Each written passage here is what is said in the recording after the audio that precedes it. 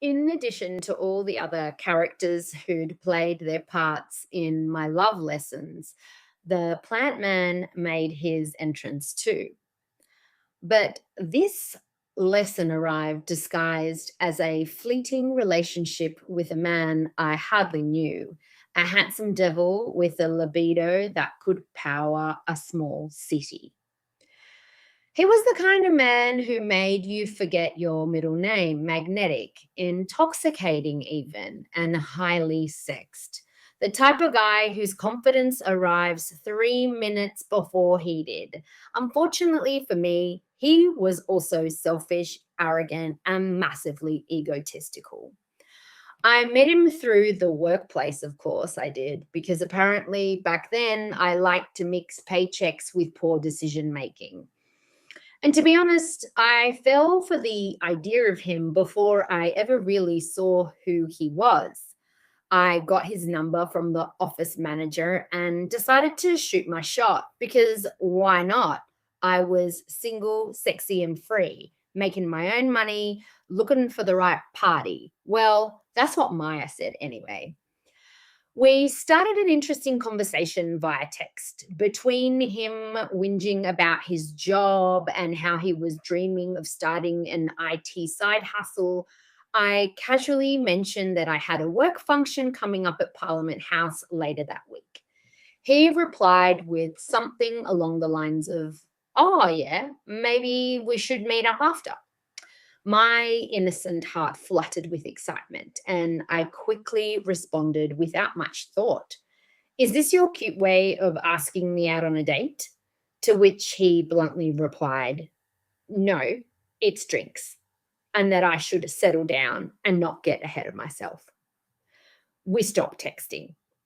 The next day, I shared my boy troubles with my workmate. She told me not to worry, that I'd hear from him again, and maybe I didn't need to drop my standards, but just readjust my expectations.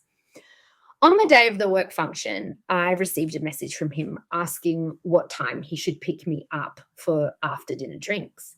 Confused, but equally ecstatic, I dropped him the details and launched into a full scale meltdown over outfit selection and makeup looks and ridiculous shit like that. I should have known it was doomed from the first date. His semi flashy car with personalized plates that read Kingpin should have been enough of a deterrent, but it wasn't. And to be honest, I didn't even know what Kingpin meant. My coworker had asked me to send her the number plates before I got in the car, for safety, of course. So I texted her. She responds within a second with one word: run. But I didn't. I was 22, impressionable, and easily confused confidence with character. So there he was, pulled up out the front of Australia's seventh most iconic landmark. And as we sped off, the security guards looked unimpressed by the uncomfortable decibels of our exit. His car and his questionable personalized plates, a clear sign of no bueno, yet I climbed in like I was auditioning for a music video, ignoring every flashing red flag and my intuition waving from the gutter, screaming, "Girl, no." I was significantly past tipsy at the point my butt landed in his passenger seat. But as we headed to indulge in more cocktails, I was riding the kind of dopamine high that makes you think that bad ideas are destined soul contracts. We flirted, laughed, and by the third drink, I was thinking, yes, this is it, my rom com era. Spoiler, it was a blooper reel. Needing to empty a bladder holding more than a racehorse could, I excused myself.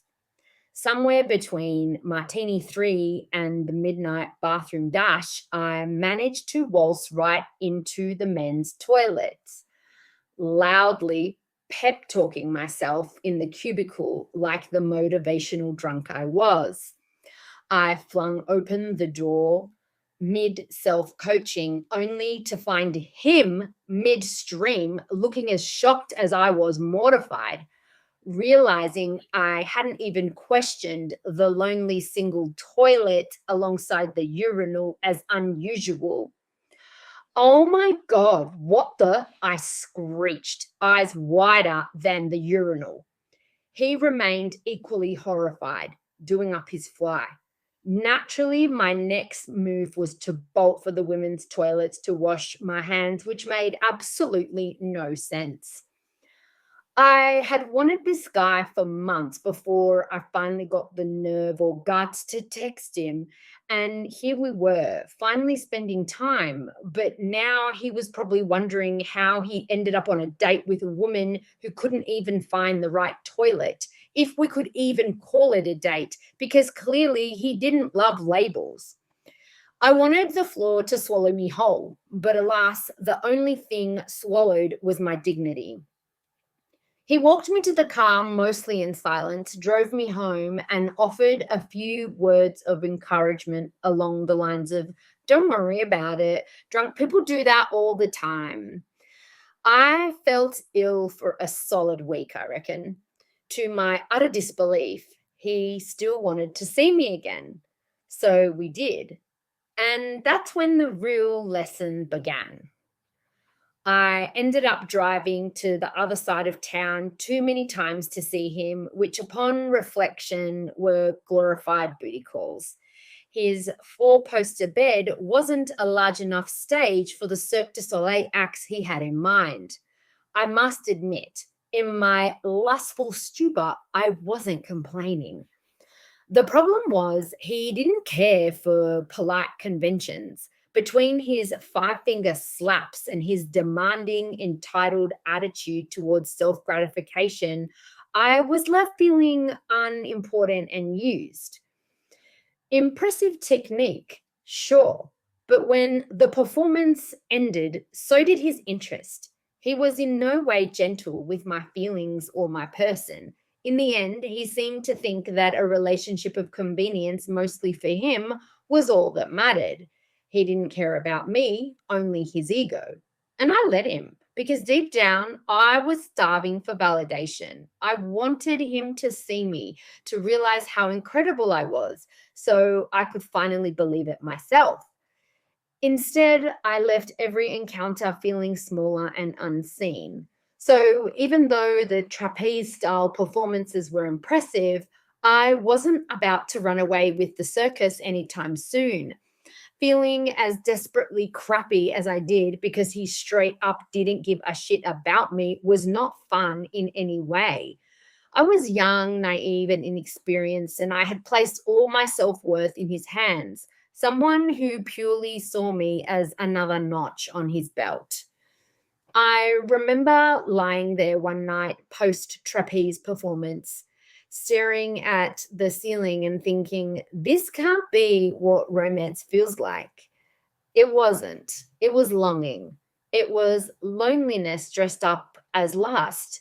It didn't help that he was my first encounter, well, some might say rebound, after a long term relationship had ended.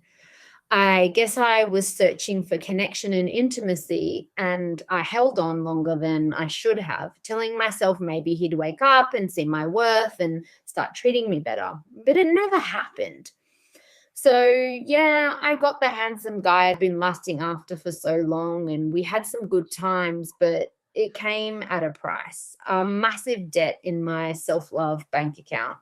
Not to mention a temporary, unhealthy reliance on Valium just to help me sleep and forget about him. I won't lie. Sexy love has always been one of my favorite kinds of love. It's playful, alive, a little bit wild, the kind that makes me feel both powerful and free. And while I like to pretend I don't care for old school romantic gestures, the truth is I melt for them.